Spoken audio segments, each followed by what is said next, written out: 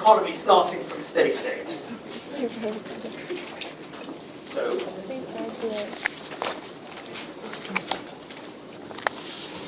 we're going to need a fresh diagram here to start from a steady state.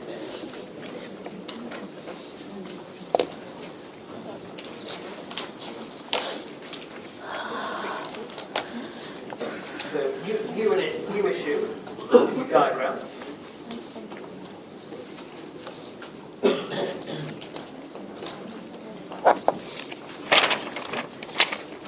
We start from steady state. Then we look at an economy that experiences a war.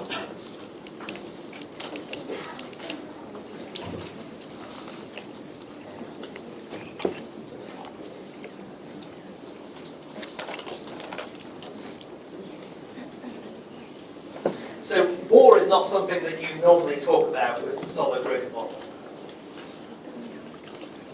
But the whole point of having an economic model is that in principle you can ask lots of different questions with it, including ones that it wasn't actually designed for, ones that you haven't learned how to use it for. And it could be an interesting question. You might ask, suppose a country's been devastated by a war, how's that going to affect its prospects in the future? What's going to be the impact on growth in the short term, in the long term, on living standards? So it's a perfectly legitimate question to ask with the Solow growth model. But how do we analyze a war? So I mean, the question tells you how to do it, basically. Of course, war can have lots of effects. We're going to focus on just one of them. The war is going to destroy capital.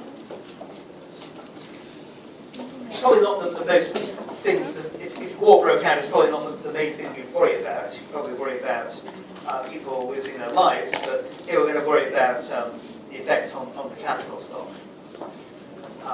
Because we're actually told to make an assumption which sounds silly, but that's just to keep the analysis simple. We're told that the war doesn't have an impact on the country's population, so we're not going to look at the effects of casualties. We're going to look at the effect of destruction of capital, the property, if you like.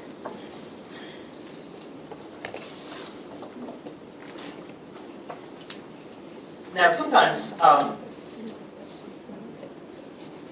assumptions that you might find in economics seem too silly to take them seriously as a description of the real world, and perhaps this is one case where you think the assumption is just so silly that what possible value could you get by doing this question? I mean, that kind of thought, you should probably try to banish that thought from your mind whilst you're in an exam, because your job is just to do the question. But as we're not actually in an exam at the minute, we might want to just reflect briefly on whether this assumption makes any sense at all. So the real question is, does a typical war destroy more capital compared to how many casualties would result? So in percentage terms, solid growth model is all about capital and labour. So in percentage terms, is a typical war more destructive of capital or more destructive of people? Arguably, modern warfare is more destructive of capital than it actually is of people. Even the great devastating wars of the 20th century have destroyed far more capital in percentage terms than the civilian or military casualties. Second World War, many estimates say that continental European countries lost more than 50% of their capital stock.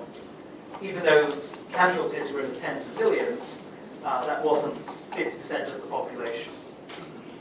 So even if you don't take this assumption seriously, literally, that there's no effect on the population, it's not unreasonable to think that there's more destruction of capital than there is actually losses of the population.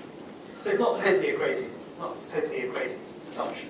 And therefore, if you think about what, say, the Second World War, what impact did that have on the growth performance of, say, France and Germany in the decades after the war was over. That's the kind of issue we might talk about here.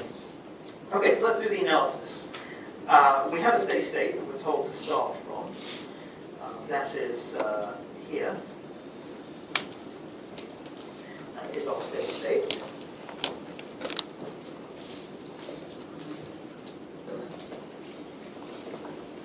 So, we're in the steady state. We would stay at K star, Y star until this war breaks out. What does the war do? It destroys capital. What's the effect of destroying capital?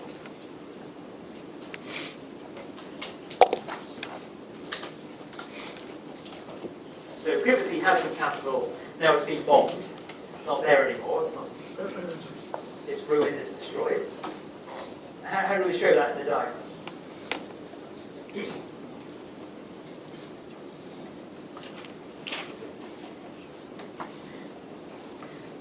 So the suggestion is that the production function shifts down. Agreed or not? It's very tempting to think this is going to change the production function. That answer was actually quite useful to me because it's going to allow me to illustrate another, it's not really an exam technique question, this is an economic logic question. It applies not just here, but to a whole swathe of issues. You have a diagram. You have variables, let's call them x and y in general, on the axes. I change one of the variables. Do I shift the curves? No. I move along the curves. You shift the curves when a variable changes that's not on the axis. Here the variable in question is the capital stock. That's on the horizontal axis. The effect of the war is on the capital stock. So we are going to have an effect on this diagram, but it's not going to mean that any curve shifts. That would be the case if the variable in question was not depicted on one of the axes. That principle is true everywhere. Don't shift the curve. Don't shift the IS curve because income goes up. Don't shift the IS curve or the LO curve because the interest rate changes. Those variables are on the axis. Here we've got the capital stock. Don't shift the curve because the capital stock changes. You shift the curve, say, because the saving rate changes. The saving rate is not on either the horizontal or the vertical axis. You shift the curve, like what we've just done, because the population growth rate changes. That matters for one of the lines, but it's not the variable that appears on the axis. Here, the thing that's changing is the capital stock itself. That's on the axis. So we don't shift the production function. What do we do then?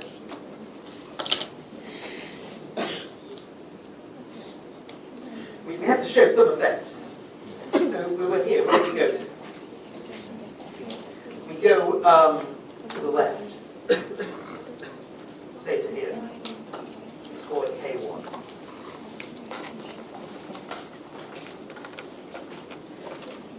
Now previously I told you the capital stock changes slowly because there's capital accumulation that's changing the stock gradually over time. There's depreciation that's wearing it out gradually over time. Of course, a war is an exception to that general rule because if capital gets blown up in an intensive year of fighting, then that capital is gone in a year.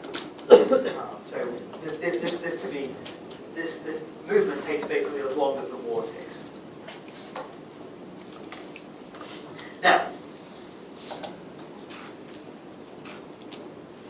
given we've made this adjustment to the capital stock, given this change has happened to the capital stock, of course, you must expect that this has an effect on production.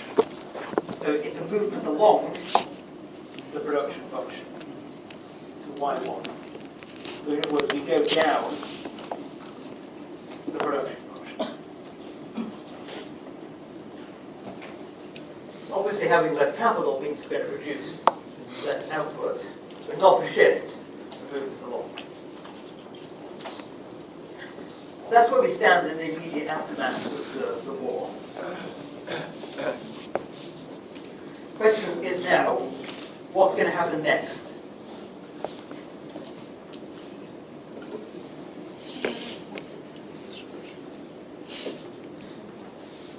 what happens next is all dependent on where we're going to go in terms of a steady state. Do we need to change the steady state we started at?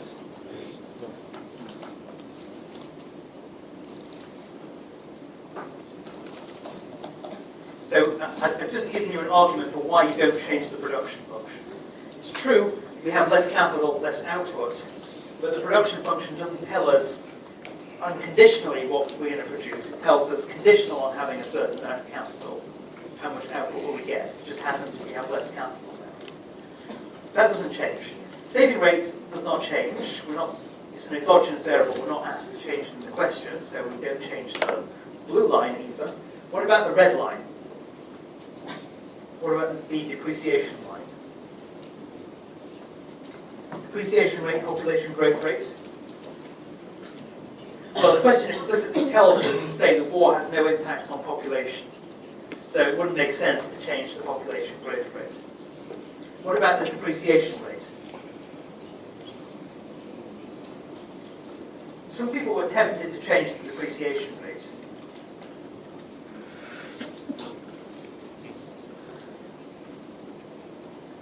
Did anyone here, I don't know if it applies to anyone in this room, think the depreciation rate should change? No one here made that move. Some people, don't be ashamed of giving this answer, because there actually could be circumstances in which that would be correct. Did anyone give that answer? A couple of people gave that answer. What did you have in your mind when you changed the depreciation rate?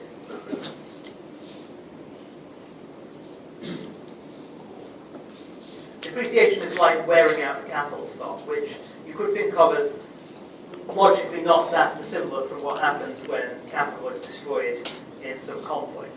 I don't know if that's what you had in your mind or not. The issue is the conflict happened in the past and the war is now over.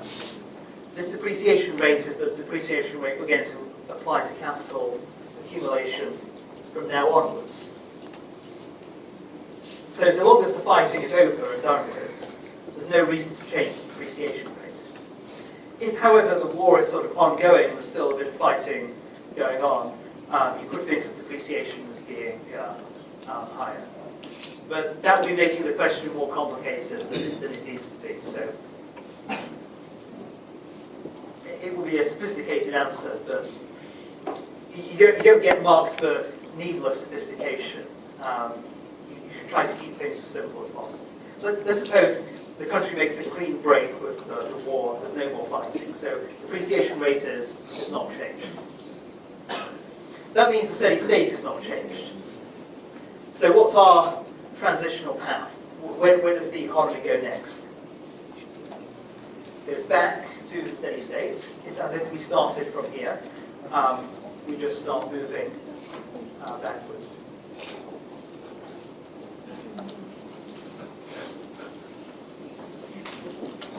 The usual process of convergence.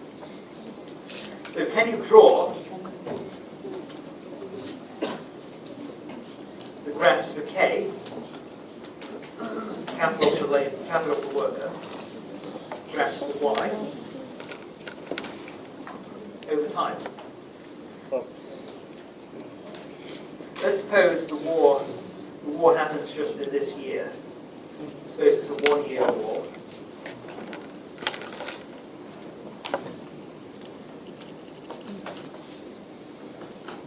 What happens at that point?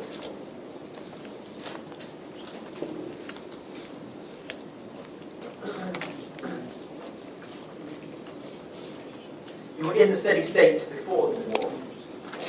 War broke out. Capital stock went to K1. The war ends. Steady state is the same.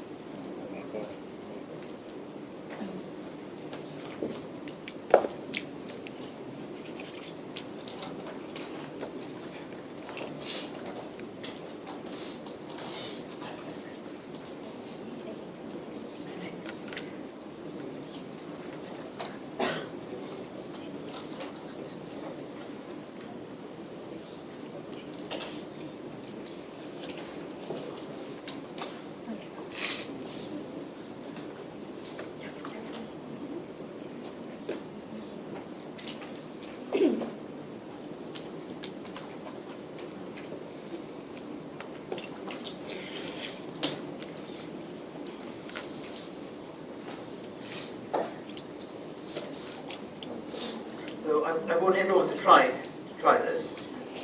This is the way to learn. Hopefully I made it. Try to finish it off yourself.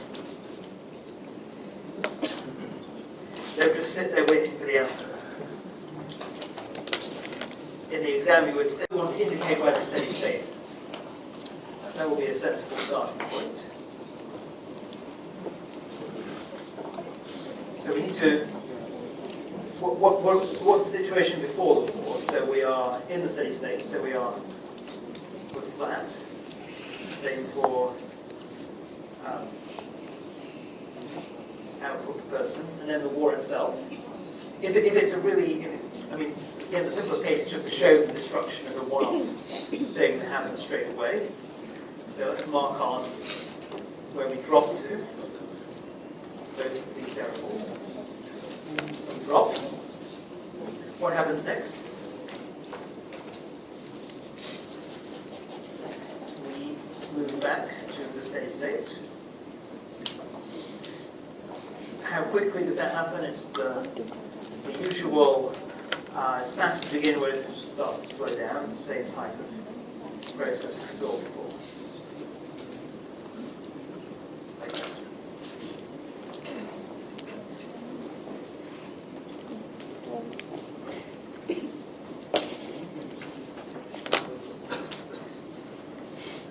Make sense? Any questions about that? Now, the tricky part of this question was, this was not difficult to do given the hints that were in the question. However, there is a request to do something a little bit more than this. We want not just capital and output per person, we want also real wages and the real return to capital. Now, that request caused difficulties for a number of students.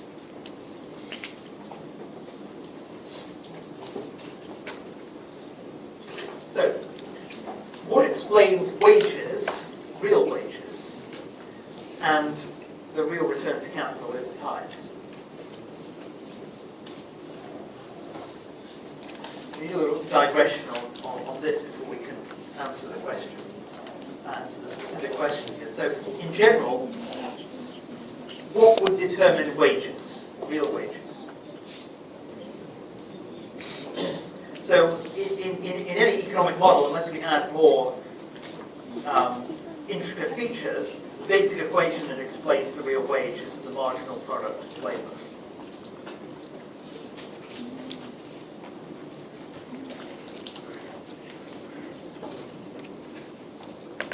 So real wage, let's denote that by W. Real because it's inflation adjusted.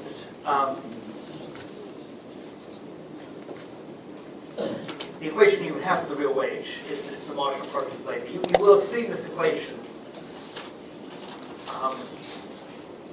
presumably in microeconomics. You'll also have seen this in macro when we derive the aggregate supply function. It's like the labor demand curve. It's basically the labor demand of a competitive firm.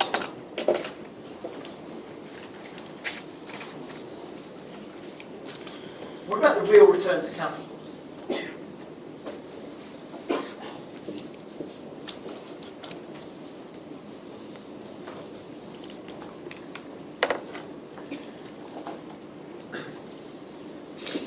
You can think of this as the real interest rate.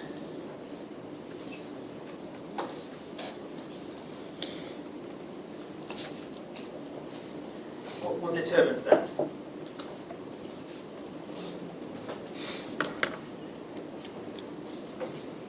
So labor, its price depends on its marginal product.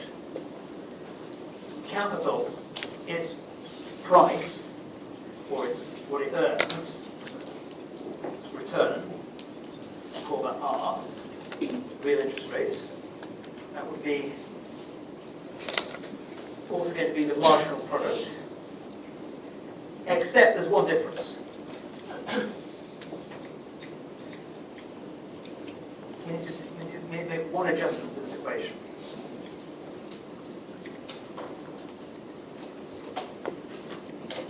you have to take account of depreciation. Workers don't depreciate, capital does.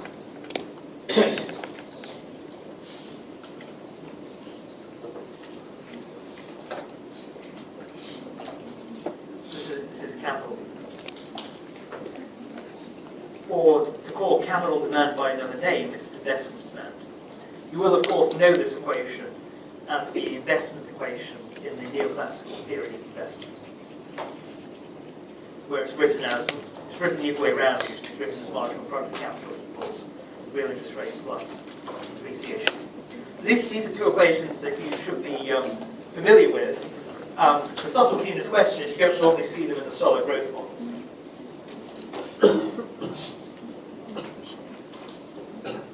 So, let's see if we can answer the question.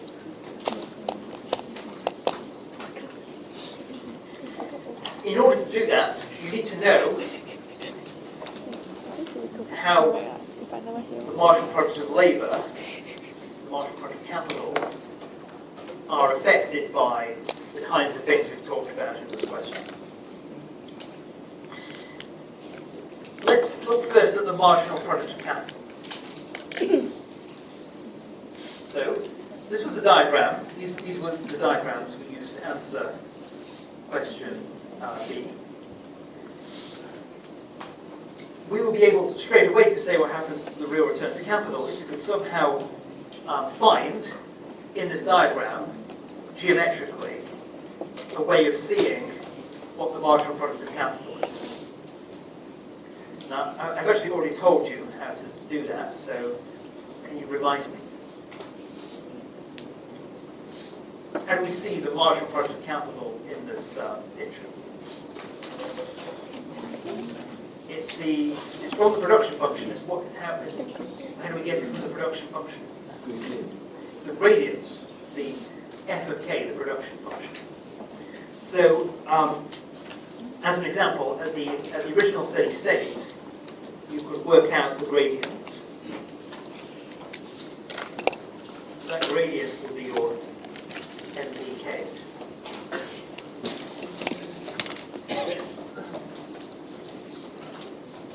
Now the gradient, of course, changes depending where you are on the production function. If you were down here, where the economy was in the immediate aftermath of this war, the gradient will be different. It will be larger, steeper. So, can you now, with this observation, with this equation for the real return, can you draw a graph for the real return to capital, R? Forget about the wage for a minute. I'll come back to the wage. Just focus on the real return to capital. Can you draw the equivalent of this diagram, R against time, following the war?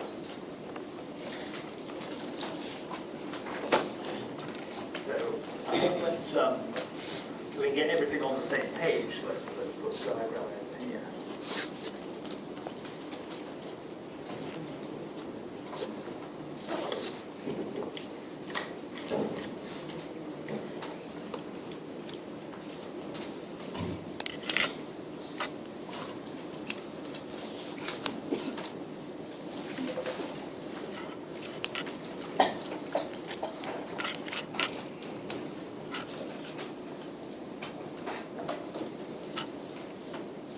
Have a go drawing that down.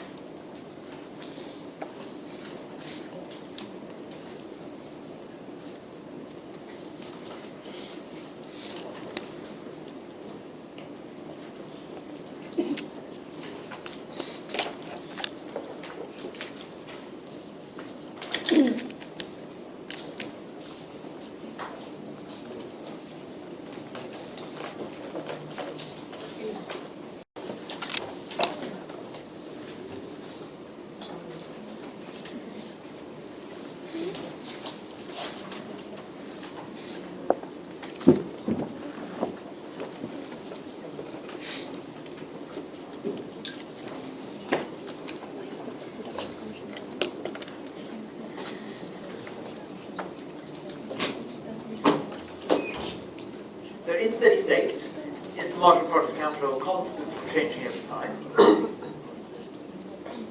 Constant because the gradient, if you stay at k star, gradient will remain the same. However, when the k changes, and we know what happens to the k over time in this picture, we know the gradient changes. The general pattern is that the lower k is, the higher the marginal product. That's, of course, just saying what diminishing returns to capital means. The more capital you have, the lower the marginal product, the less you have, the higher the marginal product. The capital is most useful at the margin when you have relatively little of it. If you have a lot of it at the margin, probably not so useful.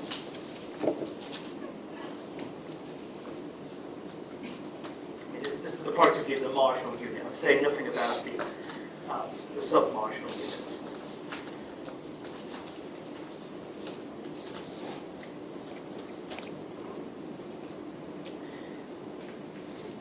Do you have a graph yet for the real return? Anyone venture to tell me what it might look like? Well, we've just seen that I've just told you basically it's going to be constant whilst we're in the steady state. Where is it going to go in the long run? Remember, my advice for these diagrams is do where you start from, the easy bit, then ask where will you be in the long run? Where will you be in the stream to the right of the diagram? And then fill in the transition. So where will you be in the long run? You go back to the steady state, the same one as before, so you must go back to the same gradient of the production function, same marginal product. So eventually you will end up back where you started. What happens in the interim? What happens immediately in the aftermath of the war? It increases because k is low, marginal product is high, so all else equal, the real return is high. So it will look like that.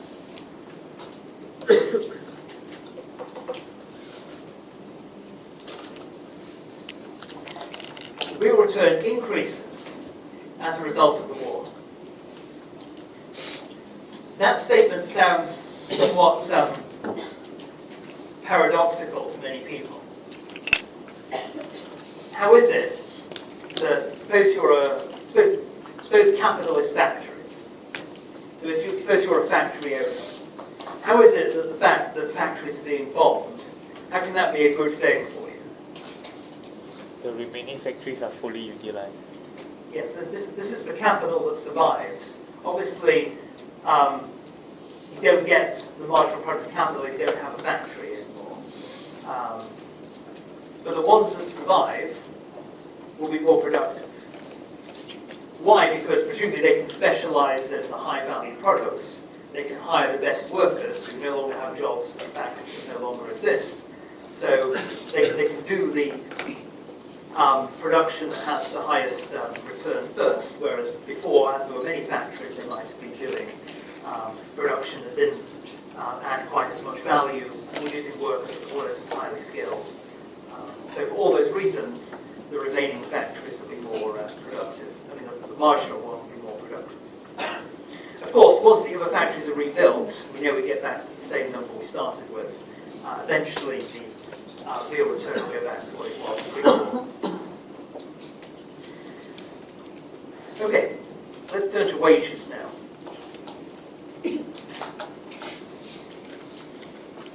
Before we do the analysis, I want you to guess what the wage diagram is going to look like. I mean, maybe you know the answer. If you don't, just to test intuition, see if you understand the intuition for this. If you understand the intuition for what I just said for the real return, you can probably answer the wage question without actually doing the precise analysis. So just have a guess what the graph of the real wage over time would look like. And I will, once we have a guess, and I'll tell you whether it's right or not, I'll then briefly explain how you can see the wage geometrically in this picture at the top, and then confirm, hopefully, our guess. So just have a guess of what you think will happen to real wages.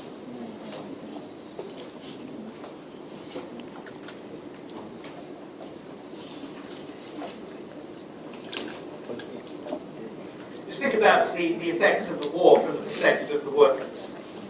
Remember, there are no civilian casualties in this war by assumption. So the same number of workers are there after the war as there were before. What's changed is the number of factories.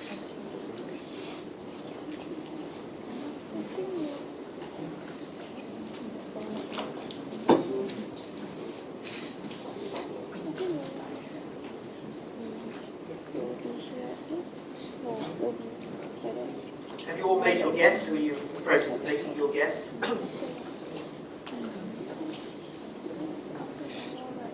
So some people are hinting to me what I should draw. Firstly, what's the situation for wages before the war? Flat, growing, declining. Flat. You might think that, based on observation of the real world, that you should think wages are growing. However, in this model, you probably noticed that the economy isn't growing, or at least isn't growing in terms of income per worker. So it would be highly unlikely that wages will be growing if total GDP divided by the number of workers wasn't growing. And it will indeed be the case that the wage will be flat in the steady state prior to the war. And it won't come as a great shock to learn that once you return to the long-run equilibrium in steady state, that the wage will go back to what it was before. The only question is, what will happen to it after the war and the transition? So who thinks it will go up? Raise hands. Who thinks it goes down? Okay, perfect. Giving me a very big majority in favour of the right answer. What would be your intuition?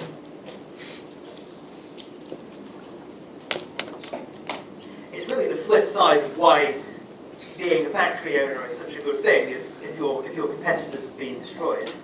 Now, as a worker, you had a choice of which factory to work in. You don't have so much choice anymore. So, if you want to keep your job, you probably have to accept a lower wage. Now, the wage drops basically to ensure everyone keeps their job. There's no unemployment in the solid model. Remember, we treat the whole population as a worker, as workers. That can only happen, of course, if wages are adjust to ensure that firms actually want to hire these workers. So the general rule is, if there's more of your factory, if you have capital and there's more capital around, you get a lower return. If you're a worker and there's more capital around, you get a higher return. So if you're interested in just your own return, you want your people like you to be scarce and the other factor of production to be plentiful. That's the idea. I mean, it's not totally surprising. If you were doing microeconomics and you're looking at the price of a good, and suddenly, like a warehouse storing the good burned down, you wouldn't be surprised if the price went up. The price of other goods fell relative to that. It's really what's just happening here, changing the relative supply to two factors of production. Very briefly, though it's quite advanced, you might want to know how to see that precisely from the diagram. For the real return, I didn't have to give you any kind of vague intuition. You can see it precisely from the diagram. It is possible to see the wage precisely from the diagram as well, but it needs a little bit more work. So let me just briefly sketch the steps.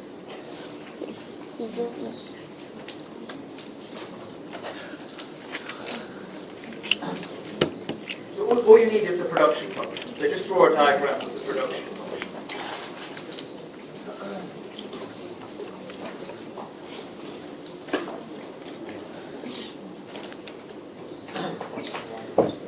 So let's suppose we're here. Let me just pick a at random.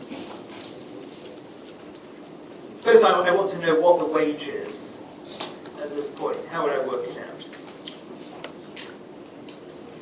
Well, the way to work it out is, firstly, this distance here, this height, this is GDP per worker, or per person, or people are workers here. Now, GDP, of course, is total income. That's wages and the return to capital. So to find the wage, you just need to know what fraction of this goes to workers. And the way to figure that out is just to subtract what goes to capital. And we already know what goes to capital.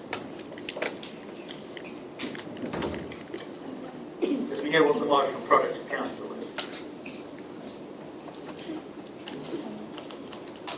That's your marginal product of capital. How much capital is there for every worker? Each unit of capital we've got to pay this much, the marginal product. How many units of capital are there per worker? That's by definition the K1, the horizontal distance here. That's what the capital labor ratio means. That distance is the number of units of capital employed per worker.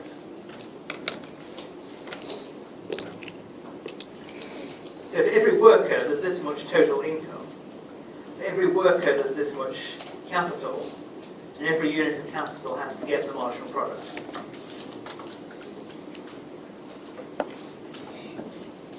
So suppose I draw a line through the origin, gradient marginal product of capital. That distance is blue. That's how much capital gets paid. That's income to capital.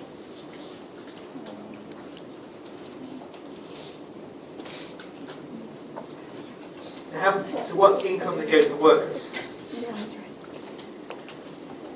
It's the difference between total income and what goes to capital. So the wage is that distance.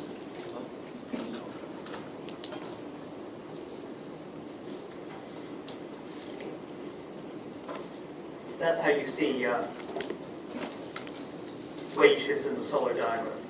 It's a little bit more convoluted than seeing the real return to capital. So I'm not going to expect anyone to be able to reproduce this diagram. But what you do need to know is how the quantities of different factors of production affect the marginal products.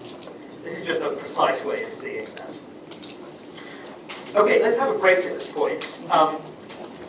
Those of you who want a little challenge during the break, use this diagram to show why the wage is high when the capital labor ratio is high, and why the wage is low when the capital labor ratio is low. So in other words, take two possible capital stocks, a high one and a low one, or just take this one as, perhaps just use the one we started with. Let's call that capital low. See what difference the wage, see how the wage will be different at this point. If our earlier logic was correct, the wage should be higher here than it was there. So if those of you want me to do during the break, let's try that. Otherwise, we'll break for about 10 minutes. So just before 1:15, we'll resume and do the final part of this question. Okay?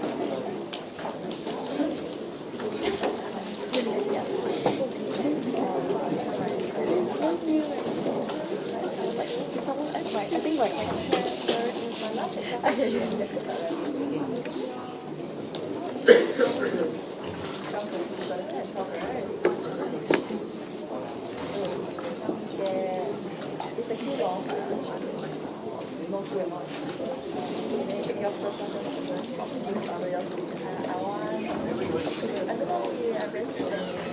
Like,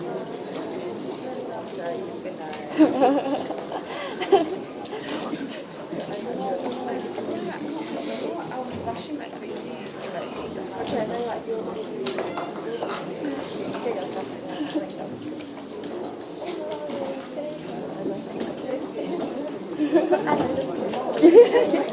You're like quite for the whole time. That's a girl. I like this. There were like quite a few cute guys. There was like really cute guys. I want your milk eating. This sounds like a China one, right? And then they were like, we have that buffet thing from Wednesdays, which is until like 12 o'clock, right? You get free flow lah. And then I didn't have to pay because my friend had the armband, so he just like kept giving me drinks. Like he go take for me, then I drink the kind. We went to Phoenix, then we bought 2 bottles. Yeah, and then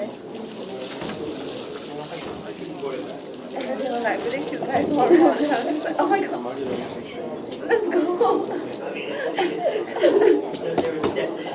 They like the one who said that. I don't know why.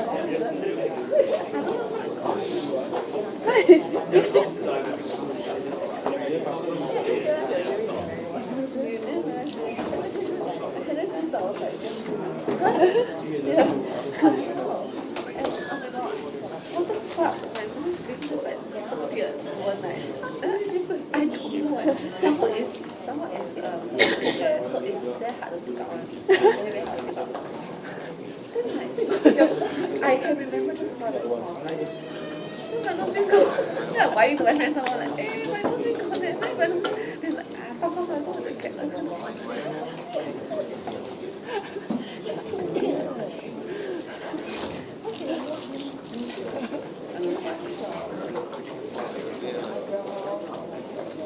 I don't know, so I think quite difficult. Yeah. So now the nose ring is not the burning kind, it's the hope or something. It take out very quickly. This morning my nose was bleeding because a little bit, because I was trying to force this big pack into my nose. Oh yeah, the whole was so good. Yeah. Because it's not seasoned yet, but I just miss it. This one recently 3 weeks. 3 or 4 weeks.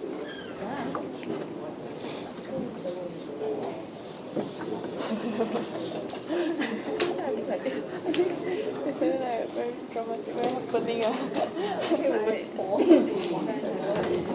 I seriously was thinking of just going there and having 2 drinks. Just 2 glasses. And then another more. Sometimes it's really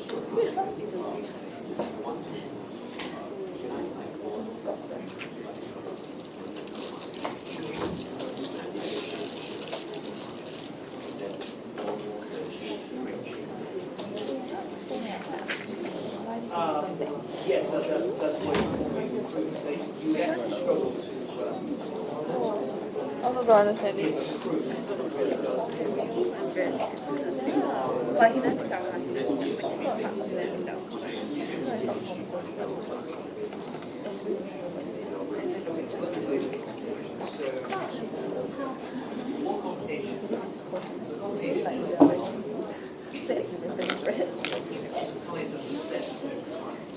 I was sitting down and I thought that it would be a good time for everyone to come and find me.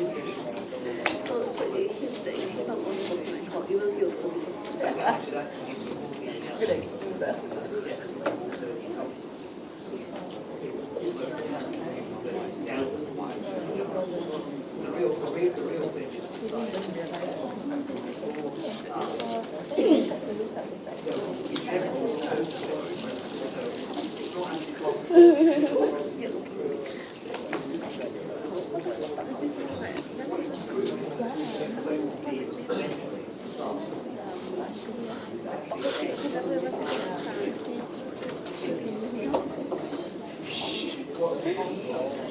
You see the circle? No, I heard from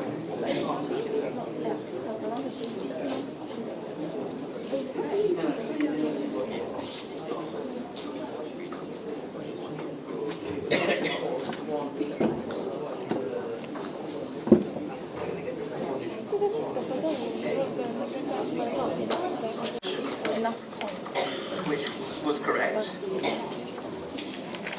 But apart from that, is there a way of seeing why the wage graph, real wage, over time, why that follows the same pattern that the capital labour graph follows?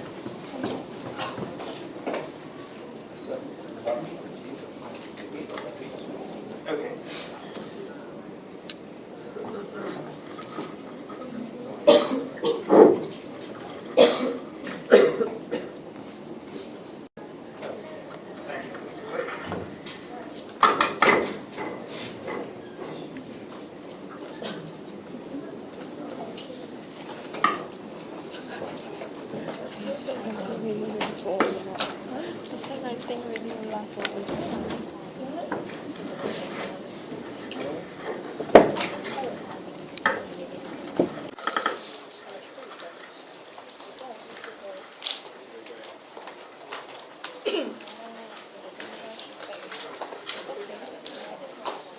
Okay, here's the picture.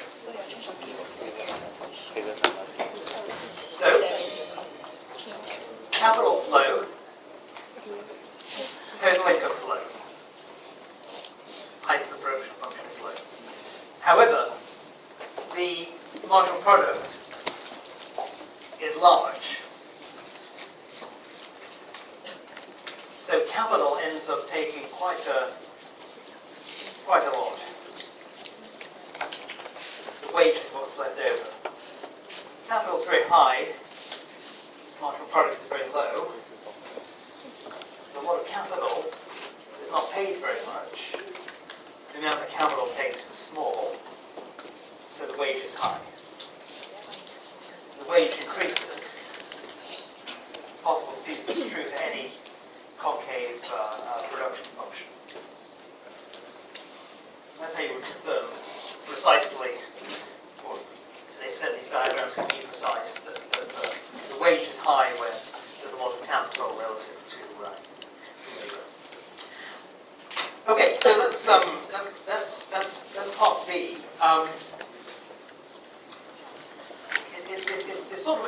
It's not in the question, but it's kind of worth relating this to the economic performance of Europe in the post-war period, which is kind of how I motivated why the question was interesting in the first place. So what is the solid growth model saying about the growth performance of an economy following a war?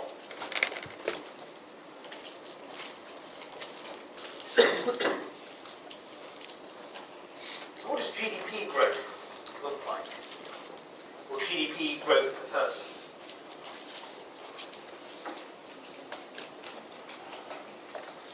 Wasn't part of the question, but it's well worth your time asking what's the growth rate of GDP per person. How that's going to look over time.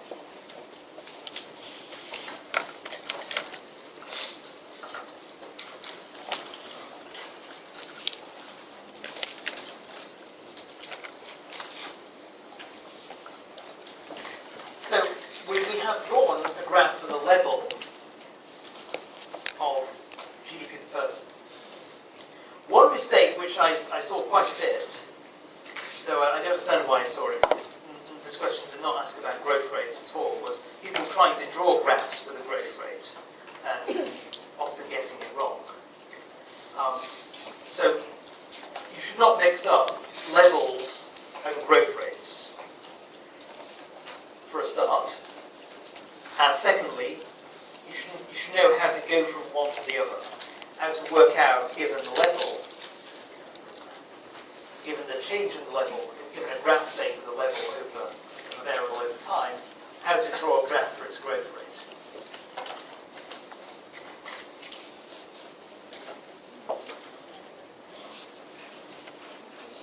So I should have a go at drawing this graph now. You should refer back to your graph for y, small y, over time. That's really what you need to draw this, because small y is equal to GDP per person. The level of small y is the level of GDP per person. Here I want the growth rate.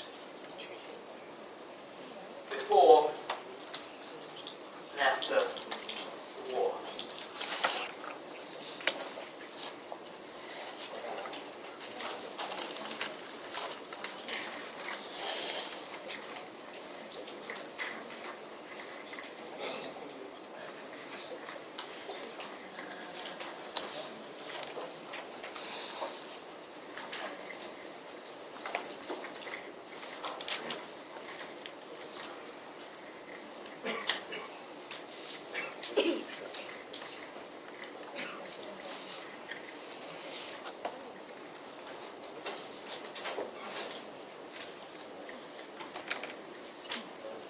So here was the graph for y. That's the level. How do you get the growth rate from that?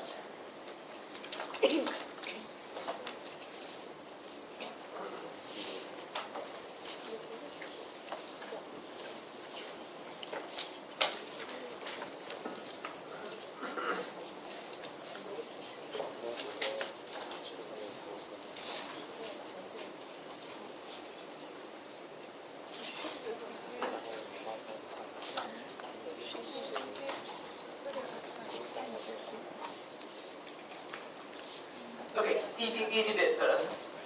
What about the period before the war? What is the growth rate? If I draw this, would that be correct? Constant growth rate. It's not just constant, the growth rate. It's a particular growth rate. It's zero because this is constant. If the level is constant, that doesn't mean the same as the growth rate is constant. It means the growth rate is zero. So,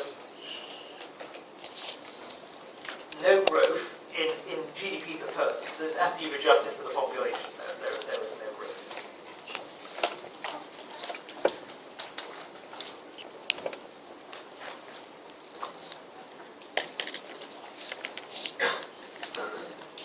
What happens to the growth rate in the year of the war?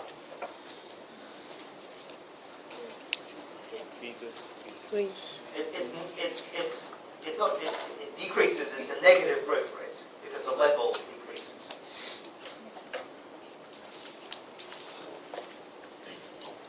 So that's basically how much output is lost as a result of the destruction of productive capacity.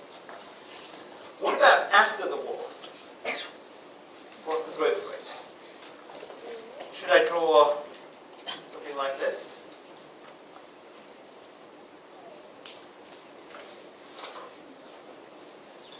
Is that correct? Well, do you remember my rule of thumb for these diagrams? First, work out where you're going to be in the long run. So where should this graph end up? Over here. Positive, 0, negative. Zero, because again, you're going to reach the former steady state, and once you reach that, you'll stay there. If you stay somewhere, you're not changing anymore, you're not growing, you're increasing or decreasing, so this will eventually get back to 0. Is it though the case that it will get back to 0 in this way? No, because that would be saying it's declining further. So, I mean, that's just saying the growth rate is becoming less negative. That's clearly wrong, because after the war, there's a recovery. There's output per person is rising, so it has positive growth. So we're going to reverse as soon as the war is over, in principle. So it's the year afterwards. So a sharp reversal of this trajectory. And then what happens? Then you decline, because you probably start off growing at a fairly good clip, and and that starts to flatten off. Growth rate starts to decline towards 0. So something like that would be a reasonable description of the growth performance. This is not drawn to scale. There's an obvious flaw in this diagram that it's not drawn to scale. Can anyone tell me why this is clearly not drawn to scale?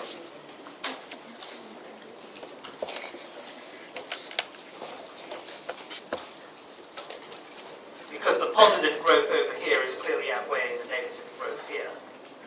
Whereas in terms of levels, you know you get back to where you start. So it must be the case that the positive just cancels out the negative. So really what I should have done is some huge loss to begin with, and then recovery.